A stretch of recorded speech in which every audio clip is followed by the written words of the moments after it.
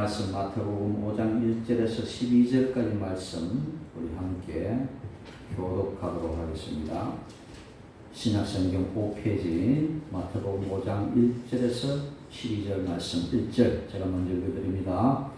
예수께서 무리를 보시고 산에 올라가 앉으시니 제자들이 나온지라 입을 열어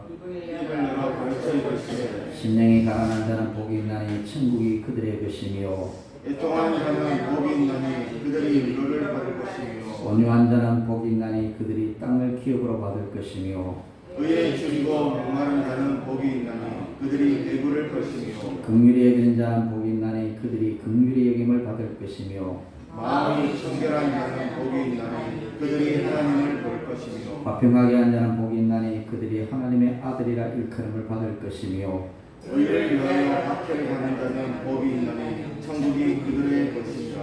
나로 말미암아 너희를 욕하고 박해하고 거짓으로 너희를 거슬러 모든 악한 말을 할 때에는 너희에게 복이 있나니 기뻐하고 즐거워하라. 하늘에서 너희 상이 있으리라. 너희 전에 있던 선지자들도 이같이 박해하였느니라. 아멘. 오늘 받을 말씀의 제목은 하나님 나라 백성의 정체성입니다. 함께 은혜 나누는 시간 되시기를 바랍니다. 저는 목사가 되기 전에도 어디 나가면 목사님 같다 소리를 많이 들었습니다. 성경책을 사러 서점에 들어가면 목사님이십니까? 이렇게 말하고 제가 집사 시절에 우리 교인들 여러 명과 함께 기도원에 가면 저를 담임 목사님으로 알고 그 밑에 있는 다른 집사님들은 부교육자로 알고 이런 그런 때도 있었습니다. 그러다 보니까 항상 어디 가면 조심스럽습니다. 그렇다고 얼굴에 나타난 이미지가 목사님 같다고 목사겠습니까? 그렇지 않은 거죠.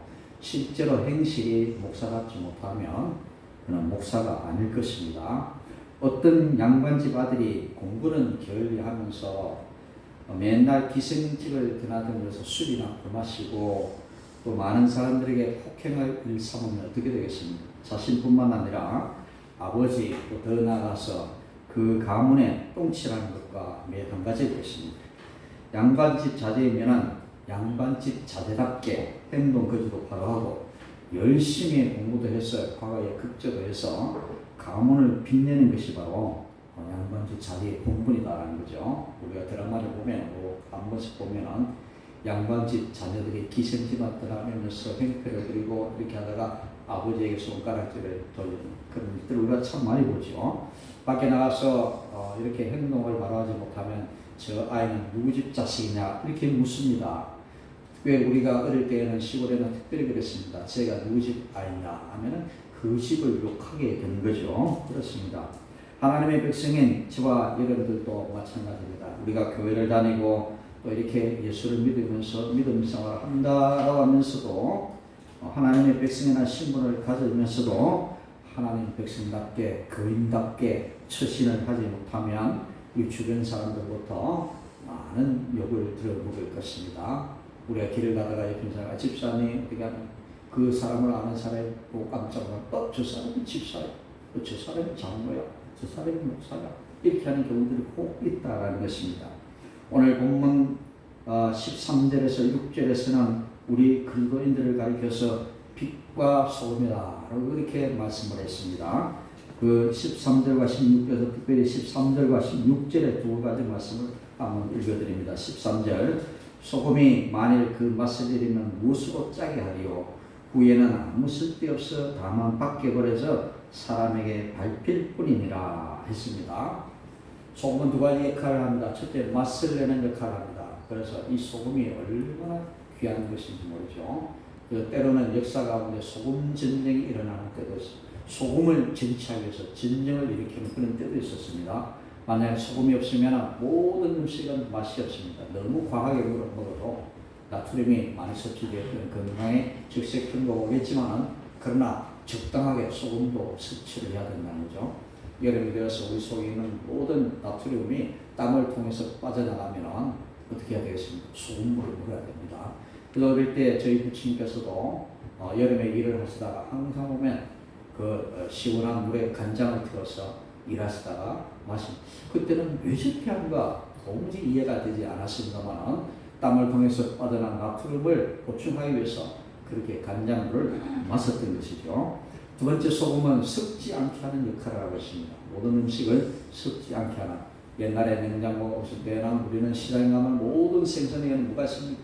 다 소금이 들어있습니다.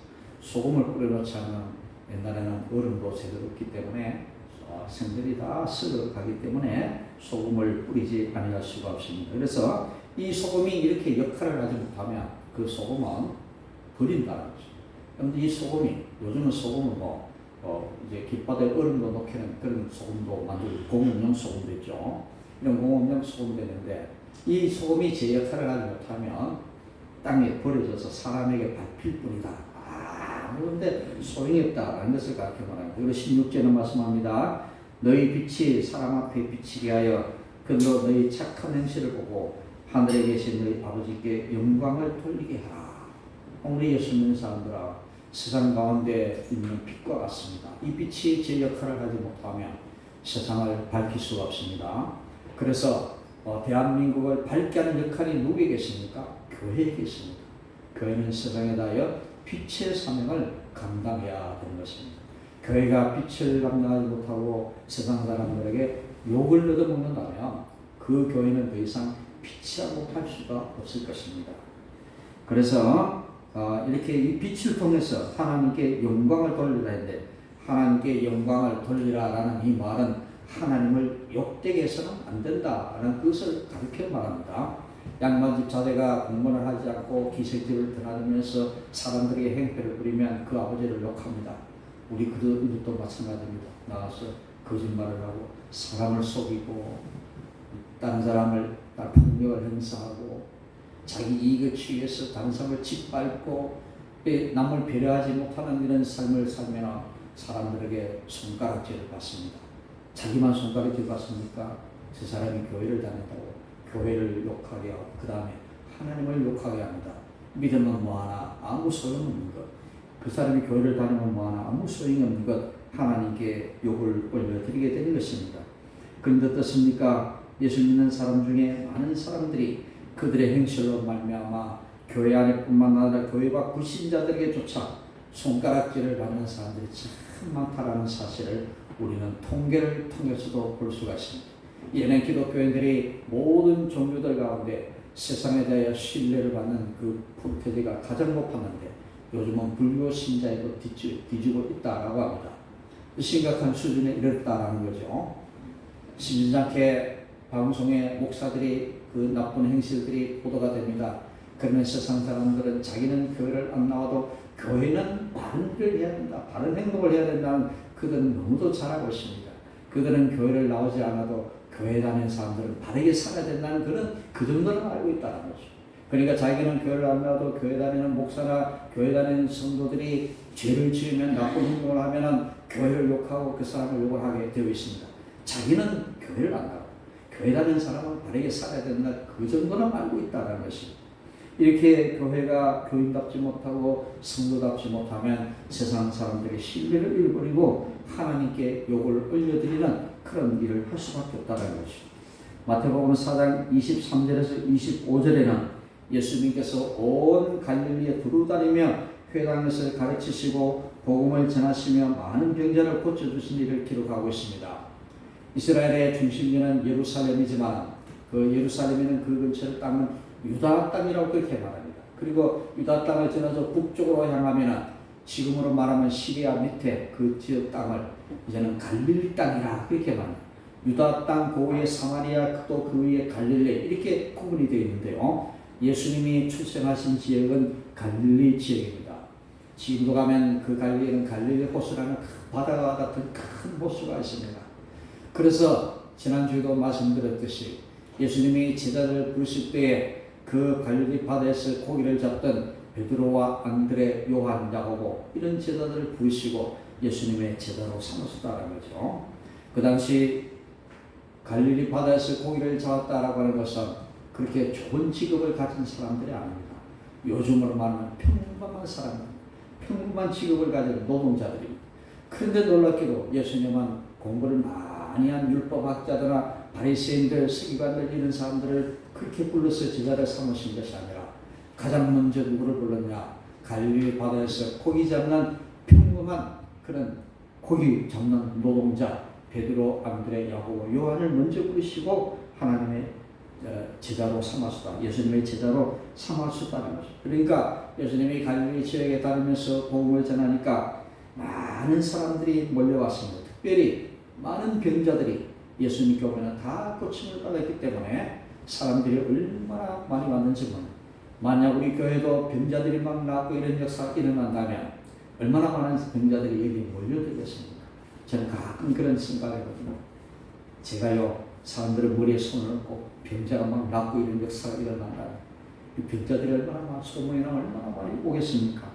그런데 그런 일들이 신진자교 교회 안에 일어난다는 것입니다. 우리가 기도하고 목사는 믿음 없이 그냥 기도하는데 뻘떡뻘떡 병이 나는 그런 일들이 교회 안에 일어납니다. 교회 안에 그런 일들이 일어납니다. 그런데 사람들은 단순히 예수님을 만나 병이나 고치고 팔자 고치는 일에만 관심이 있었다라는 겁니다. 사람들이 하나님의 말씀을 듣기 위한 것이 아니라 병 고치고 팔자 고치고 뭐 이런 것 때문에 먹는 것 때문에 예수님께 모여드는 사람들이 부지기 수가 많았다는 것입니다. 왜? 그 당시 참으로 어려운 사람들이 많았기 때문에 그랬다. 그런데 예수님께서는 자신을 단순히 병을 고쳐주고 신기한 기적을 행하는 그런 사람으로 오해할 수도 있는 그런 무리들에게 진짜 중요한 것이 무엇인지를 가르쳐 주시기 위해서 이제 다시 예수님께서는 그들을 산으로 부르시고 예수님의 말씀을 전하기 시작했다라는 것입니다. 그래서 예수님께로 모여든 수많은 무리들에게 예수님께서는 천국 시민의 바른 삶이 어떤 것인지를 깨우치는 기회로 삼으시고 이번에는 예수님은 바다에서 나오셔서 산에 올라가 많은 사람들에게 말씀을 가르치기 시작했는데 그것이 바로 산상수훈이라는 예수님의 설교입니다. 마태복음 5장부터 시작해서 7장까지는 예수님께서 길게 설교를 하신 말씀이 있는데요. 그것을 가르쳐서 산상수훈이라 그렇게 말합니다. 산 위에서 하신 예수님의 설교라는 그런 뜻입니다. 예수님은 바다에 가서도 사람들이 몰려들었고 그리고 지난주에는 예수님이 베드로의 배에 앉으셔서 말씀을 전했다고 했죠. 바다에서부터 육지로 향한 살랑살랑 부는 바람을 이용해서 예수님이 말씀을 하시니까 그게 모인 많은 사람들이 마이크가 없어도 예수님의 말씀을 들을 수가 있었다. 그런 예수님은 기후의 변화도 잘 이용하셔서 과학적으로 이용하셔서 많은 사람들에게 복음을 효과적으로 전해주셨던 것입니다. 산에 올라가니까 예수님이 많은 사람들이 몰려왔습니다. 저도 목사인데 이 많은 사람들이 몰려오면 얼마나 좋겠습니까? 저도 예수님 같으면 얼마나 좋겠습니까? 1970년대에는요, 개척교회라면 사람들이 얼마나 많이 모이든지 모릅니다. 요만한 교회도 아이들이 꽉꽉 찼습니다. 제가 어릴 때 그 1970년대 그때 우리 아이들이 태어나기 전에 주일학교 교사 때는 교회 안에 아이들이 꽉 찼습니다. 동네 아이들이 많았던 것도 한복을 했겠죠. 골목에 나가면 아이들이 득실득실합니다. 고무줄하고 구슬치기 아이들이 얼마나 많아요. 요즘은 아이들 보기가 얼마나 힘이 듭니까? 그렇죠? 이런 심각한 일입니다. 아시죠? 세계에서 출생률이 가장 낮다는 우리나라가 출생률이 가장 낮다는 50년 후에는 인구 절반이 줄어든다고 합니다. 심각한 수준인 거죠. 어떤 태풍과 어떤 지진보다도 더 큰 재앙입니다. 인구가 줄어든다는 것입니다. 사람들은 결혼해도 아이를 낳지 않으면 왜? 너무 편하니까. 그래서 아이를 낳죠. 그래 두 사람 만나면 두 사람을 낳아야 본전치기인데 두 사람이 만나면 하나만 낳고 어떤 사람은 안 낳고 두 사람 낳으면 많고 키우기가 힘드니까 국가가 해줘야 되는데 국가가 해주겠다라고 해도 그래도 잘 되지 않습니까? 맞벌이 하지요. 서로 활동을 많이 하니까 아이를 낳죠. 여러분들 이것이 얼마나 큰 재앙인지 모릅니다. 우리 기독교인들부터 이것을 뛰어넘는 그런 일들을 해야 된다는 거죠. 예수님께서 이렇게 많은 사람들이 몰려듭니다. 그 당시에는 1970년 당시에는 길가에 가면 아이들이 너무 많았어요. 전도하기가 참 쉬웠습니다. 여름 성경학교 되면 선풍기 에어컨 하나 없는데 아이들이 꽉 찼습니다. 1시간 넘게 집회를 해도 아이들이 땀을 뻑 흘리면서 집에 돌아가는 아이들이 없습니다. 정말 신기할 수밖에 없어요. 요즘 같으면요, 아이들 다 도망가 버립니다. 지난 시차례 때 우리가 선한 이웃 우리 교회에 가서 이제 예배를 드렸는데 시차례 했는데 목사님께서 3층에 있던 그 보험회사를 내보내고 3층을 수리를 해가지고 이제 마지막으로 교회가 완전히 꾸며졌는데요. 3층에 보니까 아이들 놀이터를 만들었어요. 아이들 놀이터. 그리고 이렇게 농구공 뛰어는 거 점수하면 있죠. 농구공 뛰어는 놀이기구를 만들어 놓은 목사님이 설명. 주일날 아이들 오면은 교회 오면 재미가 없어요.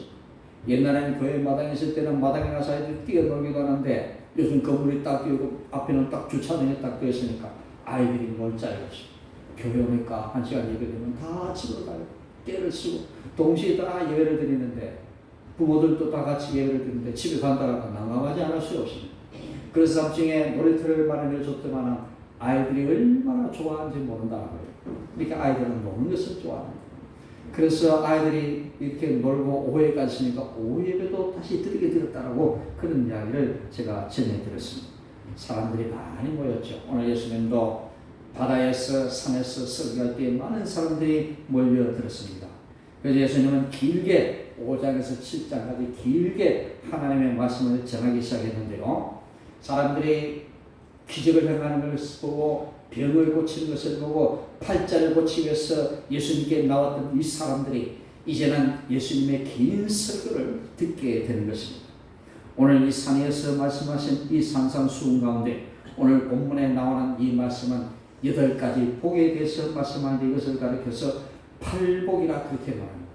그래서 어떤 데 가면 팔복 기도원이라는 기도원도 있어요. 8가지 복.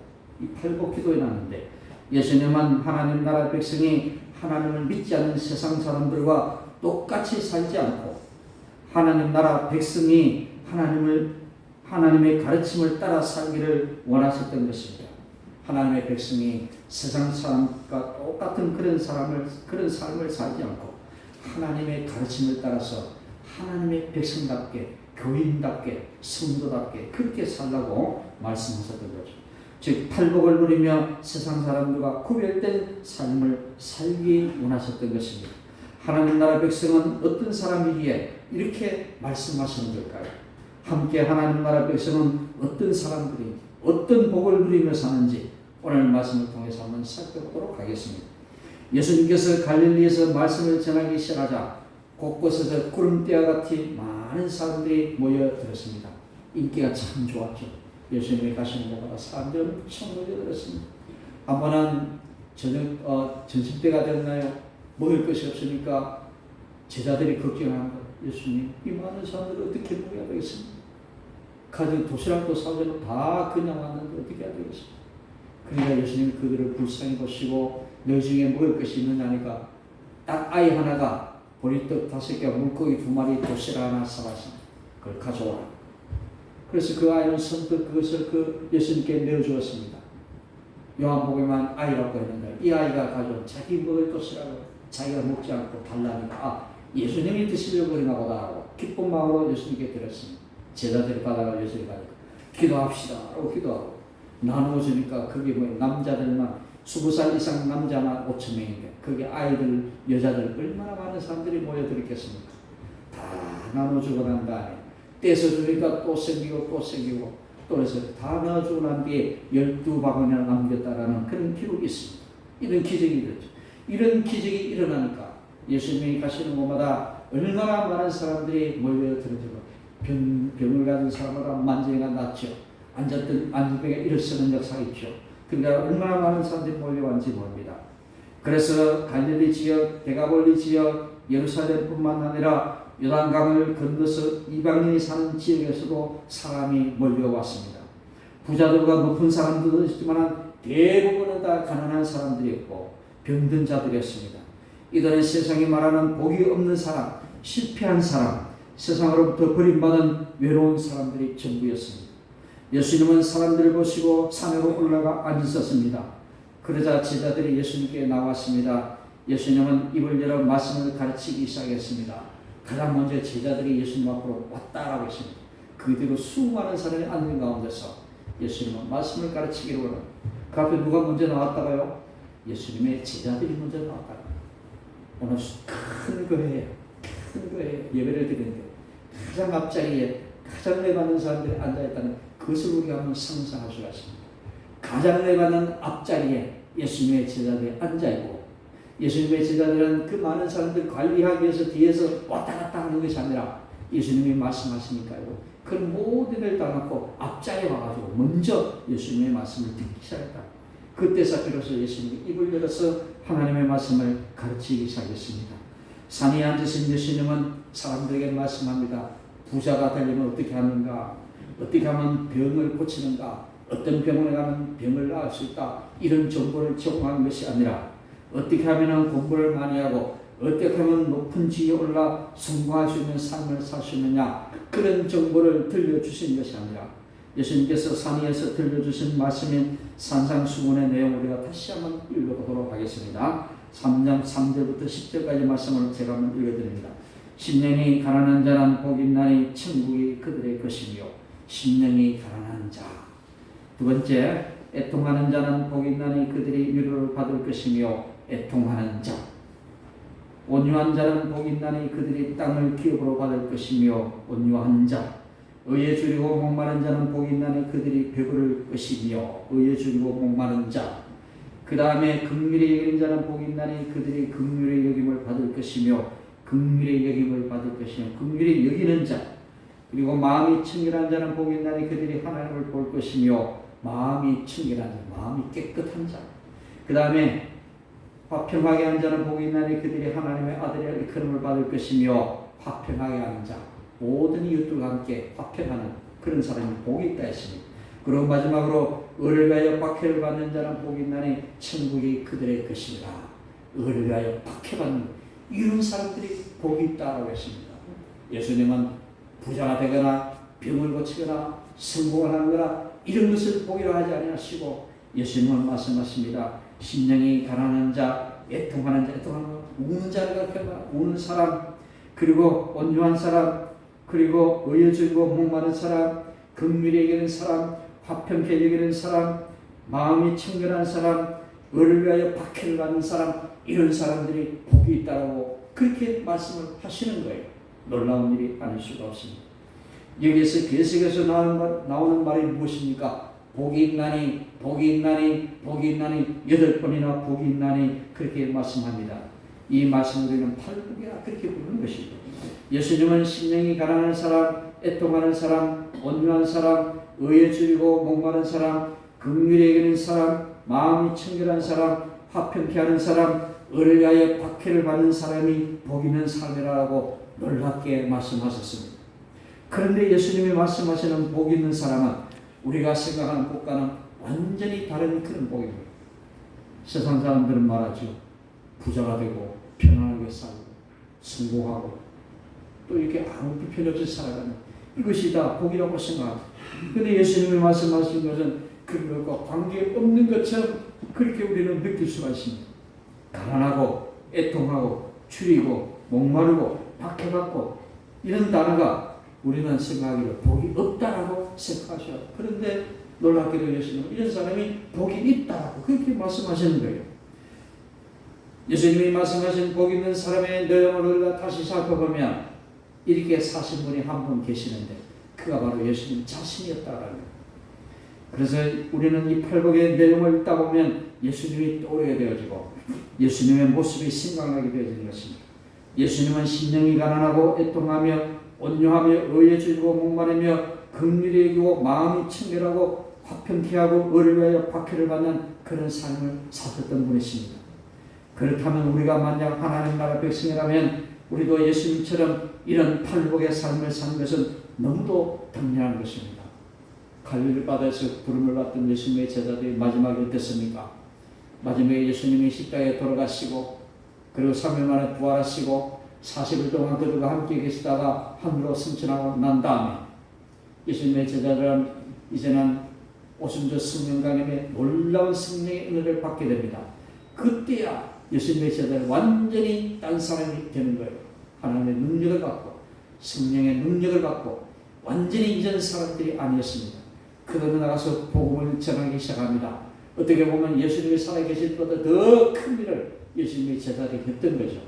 예수님의 제자들이 다 복음을 전하다가 죽음을 당했습니다. 딱 한 사람 요한만 100세가 가깝게 살면서 복음을 전했고 다른 모든 제자들은 다 복음을 전하다가 십자가에 박혀 돌아가기도 하고 불에 태워 죽이기도 하고 여기 창에 찔려 죽기도 하고 다 그렇게 죽었다는 거죠. 그들의 마지막이 을을 위하여 핍박을 받는 그런 삶이었는데, 을을 위하여 핍박을 받는 사람에게 주어진 것이 무엇입니까? 천국이 그들의 것이며, 우리는 이 땅의 삶을 원하는 것이 아니라 하늘나라의 삶, 천국의 복을 원하는 것이, 진정한 복을 원한다는 것을 예수님의 제자들에게 가르쳐주고 있는 것입니다. 심령이 가난한 사람은 어떤 사람을 가르쳐 말합니까? 내가 죄인이다라는 것을 가르쳐 말합니다. 가장 먼저 나온 것이 심령이 가난한 것입니다. 심령이 가난한 마음으로 우리가 예배 가운데 나와서 예배를 드리면 우리 가슴 속에 하나님의 은혜로 채워갈 것입니다. 심령이 가난한 사람은 울음이 나옵니다. 심령이 가난한 사람은 예수님을 의지할 수밖에 없습니다. 그래서 우리는 예수님 앞에 나와서 내가 죄인임을 고백하고, 죄인임을 고백하니까 눈물이 쏟아지지 않을 수 없습니다. 예수 믿는 사람이라면 눈물을 많이 흘려야 됩니다. 목사도 눈물을 많이 흘려야 됩니다. 눈물이 없는 삶은 진정한 제자의 삶이 아닙니다. 우리는 눈물을 쏟아요. 왜? 나는 죄인이기 때문에. 사도 바울은 평생 동안 자신을 죄인으로 고백하며 그렇게 살았던 사람이었습니다. 내가 죄가 없다고 하는 것은 내가 눈을 감고 있기 때문에 모르는 거죠. 소경이기 때문에 모른다는 거죠. 그래서 우리는 이 여덟 가지 복은 서로 다 이어져 있습니다. 그래서 심령이 가난한 사람은 죄를 깨닫고 회개하며 울면서 하나님 앞에 회개하게 되어 있습니다. 하나님의 용서와 위로를 받는 복 있는 사람이 되어지는 것이죠. 또 죄에 대해서 애통하며 온유하여 하나님을 의지하게 되고, 내 욕심보다 하나님을 찾는 의에 목마른 사람이 되어지는 것입니다. 세상에서 어떻게 하면 잘 살아볼까라고 하는 것이 아니라 어떻게 하면 내가 믿음 생활을 바로 하며 살까, 그에 관심을 쏟고 살아가는 그런 사람으로 변화되어진다는 것이죠. 이것이 의에 목마른 사람인 것입니다. 이런 하나님께 대하여 이런 삶은 네 가지 삶을 살고 나니까 이제는 사람에 대하여 어떻게 살아가야 되는가를 말씀해 주고 있습니다. 그래서 다른 사람을 긍휼히 여기게 되어지고, 마음을 깨끗하게 해주고, 모든 사람들과 화평을 이루게 되고, 그리고 의를 위해서 박해를 받게 되었습니다. 이렇게 하니까 모든 이웃들에게도 이런 삶을 살게 되고, 이런 사람이 복을 받는 삶이다라고 하는 것입니다. 이런 모든 복 있는 사람의 내용이 하나님 나라 백성의 삶 속에서 드러나는 것을 가르쳐 말씀하는 겁니다.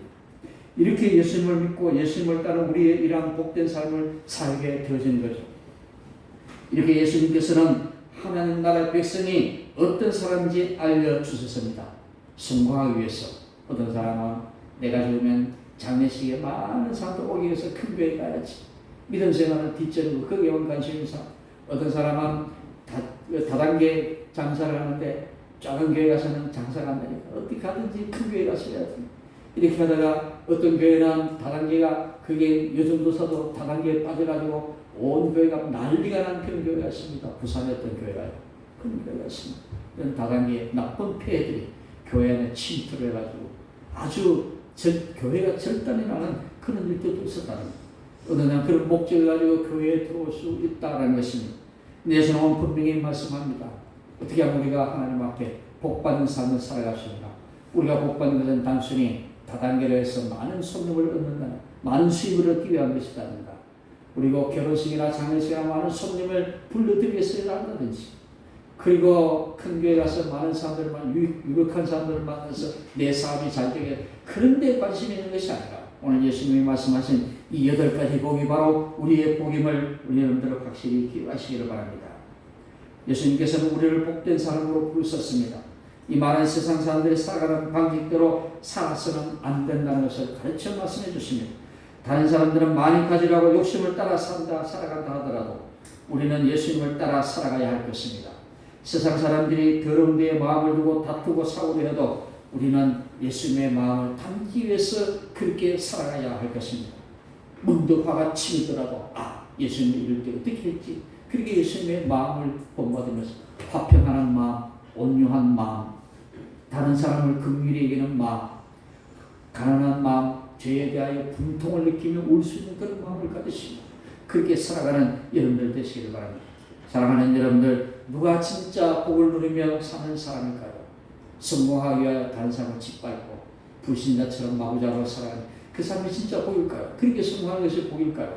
그렇죠. 이런 예수님의 마음을 품고 이렇게 살아갈 때 그 사람이 진짜 복 있는 사람인 것입니다. 복 있는 사람, 행복한 사람은 하나님과 함께 매일매일을 살아가는 삶을 가리켜 말씀합니다. 우리 예수님의 마음을 본보다 살기를 원합니다. 빌립보서 2장에 말씀하신 대로 예수님의 마음을 본보다 살아가는 여러분들 되시기를 바랍니다. 언제나 나의 부족함을 알고 예수님만 의지하고 하나님의 통치를 받으며 살아가는 그 삶이 바로 우리는 진정한 하나님 나라의 백성의 정체성을 가진 삶일 것입니다. 예수님이 말씀하신 8가지 복을 삶 속에서 드러내며 복된 사람의 길을 따라가는 여러분들이 되시기를 바랍니다. 그래서 여러분들의 삶의 자리를 하나님의 나라를 경험하는 자리로 변화시키는 주님의 은혜가 있기를 축복합니다. 우리는 세상 속에 살지만 여러분들이 이 세상 속에서 천국의 삶을 경험해야 된다는 거죠. 천국의 삶이란 세상에서 말하는 성공적인 삶, 부유하는 삶, 그런 삶을 가르쳐 말씀하는 것이 아니에요. 거기는 사랑이 있고 다른 사람을 긍휼히 모든 사람과 화평하고 하나님을 날마다 의지하고 하나님의 뜻을 따라 하루하루를 살아가는 그런 아름다운 삶의 방식이 있는 하나님 나라의 백성의 정체성이 살아있는 그것이 바로 천국의 삶이다라는 거죠. 이 더러운 세상 속에 살아가면서 우리는 천국의 삶을 경험해야 될 것입니다. 그럴 때 그 사람이 진정 복받는 사람임을 여러분들 아시기를 바랍니다. 말씀을 정리합니다. 하나님 나라 백성의 생활 방식은 세상 방식과 완전히 다릅니다. 팔복이라 불리는 이 본문은 가까이 다가온 하나님의 나라를 사는 자의 모습을 소개하고 있는 것입니다. 이 가르침은 하나님과의 수직적인 관계와 사람과의 수평적인 관계를 잘 말씀해 주고 있습니다. 아까도 말씀드렸죠. 처음에 네 가지는 하나님과의 수직적인 관계를 가리켜 말씀하고 두 번째 네 가지는 바로 수평적인 사람과의 관계에 대해서 말씀하고 있습니다. 처음 네 교훈은 하나님과 관계에 관한 것으로 심령이 가난한 자, 애통하는 자, 온유한 자, 의에 줄이고 목마른 자가 받게 될 복을 가리켜 말씀합니다. 나중에 나오는 네 가지 교훈은 사람들 사이의 관계에 대한 것으로 긍휼히 여기는 자, 그 다음에 마음이 청결한 자, 화평케 하는 자, 의를 위해 박해받는 자가 누릴 복을 말하고 있습니다. 하나님과의 수직적인 관계, 그리고 사람들과 모든 수평적인 관계, 이 관계가 바로 되어야 돼요. 그럼 십자가가 무엇이죠? 십자가 수평적인 관계와 수직적인 관계와 수평적인 관계가 바로 된 것을 가르쳐 십자가로 그렇게 말하죠. 그래서 예수님이 십자가에 달리셨다는 것은 위로는 하나님을 사랑하고 옆으로는 모든 사람을 사랑한다는 사랑을 뜻하는 것입니다. 십자가는 나무로 만든 것으로 예수님이 잡혀준 사형틀에 불과하지만 이 십자가는 바로 우리의 무엇을 나타내는 것입니까? 하나님의 거룩한 사랑이 예수님을 통해서 우리에게 전해지는 사랑을 가르쳐 나타내주고 있는 것입니다. 하나님의 사랑이 모든 이웃들에게 전해지는 그것을 가르쳐 십자가를 그렇게 말합니다. 오늘 예수님의 말씀도 8가지 말씀도 수직적인 것과 수평적인 것을 가르쳐 말씀합니다. 이 바람직한 수평 관계를 강조하는 십계명과 십자가의 원리와도 우리는 일치하는 것입니다. 모세가 받은 십계명도 그렇습니다. 사람들에게 행할 계명과 하나님께 대할 계명이 나누어지죠. 분명히 나누어졌죠. 제5계명 내 부모를 공경하라 그랬던 사람들에 대한 것을 가르쳐 말습니다. 그 위에는 다 하나님께 대한 수직적인 관계를 가르쳐 말합니다. 십자가의 계명과 또 십계명은 이렇게 일치를 하고 있다는 거죠. 하나님과의 관계뿐 아니라 사람과의 원만한 관계는 삶을 윤택하는 겁니다. 교회에 나가서는 헌금도 많이 하고 열심히 교회 봉사도 하고 권사님 장로님 소리를 들으면서도 집에 가서는 며느리에게 손가락질 받고 어떻게 그렇게 봉사하는 사람이 막 상욕을 하고 그렇게 이웃 사람들에게 막 싸움질을 하고 머리를 잡아뜨리며 싸우고 이러는 걸 하시는 교회 가서는 너무나 잘해요. 저도 그런 사람을 보았습니다. 교회 가서 너무너무도 잘하는데 세상에 나가면 막 그냥 완전 세상 사람, 완전 이중적인 사람 그런 모습을 가지고 살아가는 사람도 있다는 여러분들 믿음이라는 것은 예배라는 것은 오늘 이 자리에서만 예배드리는 것이 아니라 우리가 이 교회를 나갔어도 6일 동안 삶 속에도 예배의 삶이 이루어져야 되는 것을 가르쳐 말합니다. 그래서 오늘 우리 소위 노가다로 말하는 그 일터 우리 이순현 형제도 그것을 일을 하고 계시는 거죠. 옛날부터 요즘은 많이 좋아졌는 말. 옛날부터는 이 노가다 팔은 얼마나 욕들을 많이 합니까? 상류에 얼마나 나무를 합니까? 그런 가운데 가서도 참 그리스도인의 삶을 나타내야 되는 것이죠. 그러니까 하다 보니까 빛같이 살아난다. 빛같이 삶을 산다. 이것이 바로 우리 그분들의 삶의 정체성인 것입니다. 우리가 어디에 가든지 무슨 일을 하는지 간에 그 가운데서 예배 삶이 이루어지는 여러분들 되시길 바랍니다. 예수님이 산상에서 가르친 이 소중한 말씀을 통해 저와 여러분들의 삶의 정체성을 발견하고 주어진 삶 속에서 빛과 소금의 삶으로 살아가기를 바랍니다. 이렇게 살면 하나님께는 기쁨이 되고 모든 이웃들에게는 선한 영향을 끼쳐가는 그런 사람이 될 수가 있을 것입니다. 저와 여러분들 모두가 다 하나님께는 기쁨이 되고 모든 이웃들에는 선한 영향을 끼쳐가는 참된 그리스도인의 정체성을 가진 삶을 살아가기를 주님의 이름으로 간절히 축복합니다. 기도하겠습니다. 하나님 감사를 드립니다. 오늘 우리를 불러주시고 또 귀한 말씀을 통하여 깨우쳐 주심을 진심으로 감사를 드립니다. 교회 와서 믿음 생활한다라고 하면서도 세상 가운데 나가 세상 사람들의 손가락질 받고 이제는 참으로 그의 정체성을 가지고 살아가지 못한 것 때문에 세상 사람의 신뢰를 잃으며 하나님께도 신뢰를 잃어버리는 어리석은 죄를 되지 않도록 주여 도와주시옵소서. 우리 예수님께서 산에서 말씀하신 이 8가지 복을 확실히 기억하면서 하나님께 대한 모든 의무와 모든 사람들에 대한 모든 삶의 방식을 바로 행하여 모든 하나님께 기쁨이 되어지고 모든 이웃들에게 칭찬받는 주의 사람들 다 될 수 있도록 인도해 주시옵소서. 모든 것 감사드리며 예수님의 이름으로 간절히 기도드립니다. 아멘.